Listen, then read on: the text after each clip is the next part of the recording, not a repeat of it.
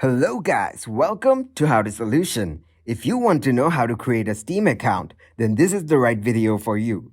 First, open your browser and then search Steam. Now, go to the first link as shown here.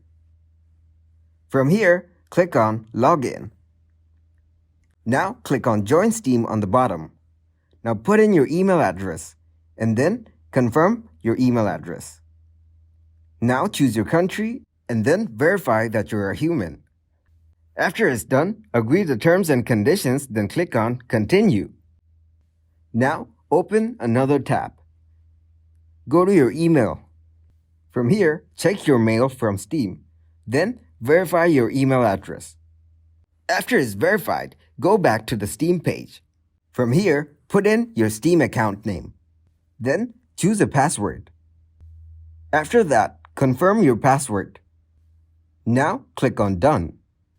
And it's done. Now you have a Steam account. That is it for this video. Please leave a like and subscribe to the channel for more tutorials like this. Thanks for watching. Goodbye.